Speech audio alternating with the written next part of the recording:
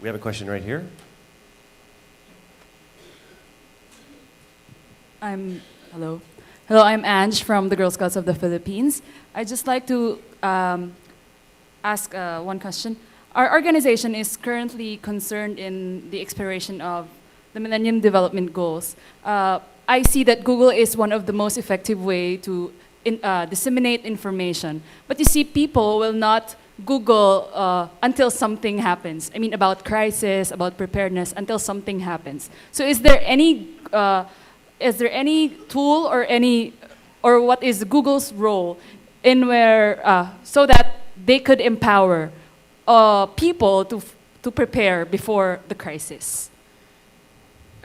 Part of it is, I think, events just like this, right? Google by ourselves doesn't have the ability to really do these things, but as working with great partners such as the folks that we're here with today, and this is how we do it, right? We're one of the logos on this stage, and there are many, many people here whose logos are not here, but who are, like yourselves, who are critical members of it. We can do our bit, but I think it is, it's happening, right? So I think actually, we're trying to enable, but I think what's happening here with the leadership that's coming from media and from individuals and NGOs, that's the way it's going to happen, and I think it's working. We're starting to. We have time for one more question. Right there.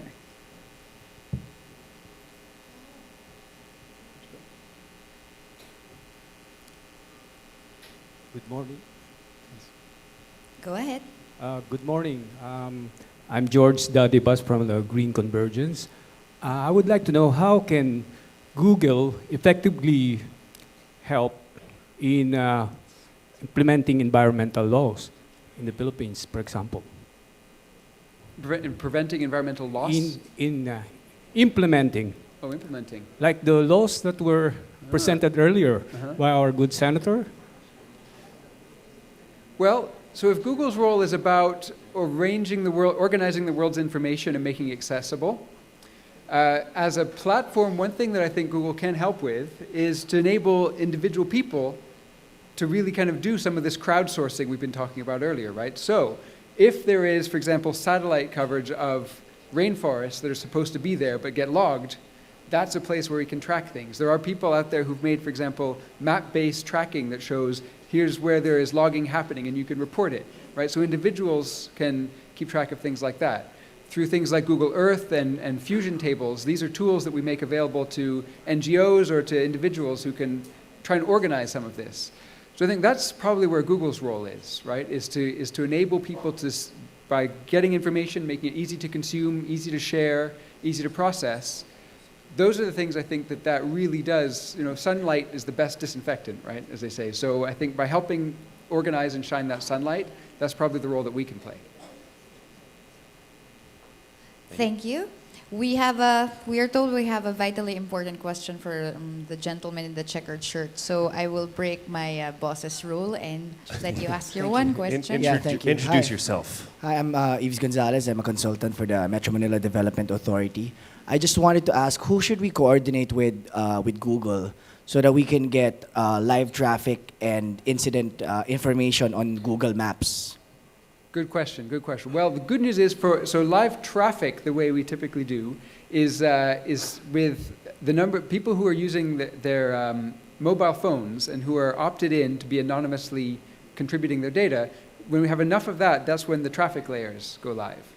So that's one. Now, one other thing that I think is hopeful, we're still figuring out how to do this, is Google just acquired the company called Waze. And so right now, Waze is actually a perfect platform for that, but the acquisition has just happened and they're kind of figuring out how best to work together. The current plan is Waze will keep working the way it works. So I think that's probably our best bet for surfacing that kind of crowdsourced information through Waze and then through the anonymized tracking of traffic. All right, thank you. I see why that was a critically important question for everybody. Thank you. Follow at MMDA. All right. I'm really sorry, gentlemen.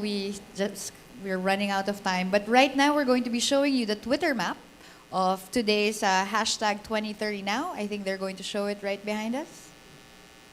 So colorful. Look at that. Isn't that pretty? Like a painting. We don't understand it, but I think it's very important.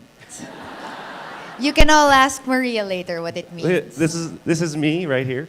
Oh, this little dot. Pat, you're over here. Thank you. You're the pink one. Russell Oh. will have to explain this to us.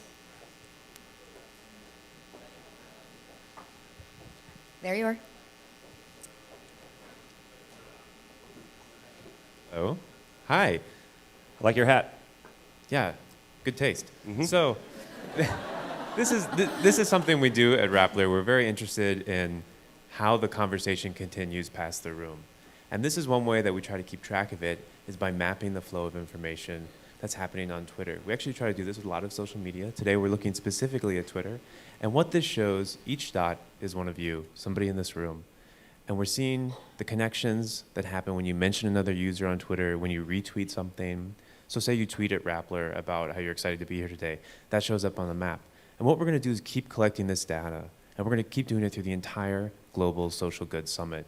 And then we're going to compile that and look at the communities, look at the influential people. And we're going to post that on Rappler.com so everyone can take a look, learn about the role you played in it, how that fits into the bigger picture. Is that an okay explanation? I understood it, Great. maybe. That was Thank like you, Russell. It's like a nice bedroom voice as well. I'm just so tired. Thank you very much. All right, let's move on to our next speaker. I like your map. And your hat. Okay, our next speaker, Patrick Meyer.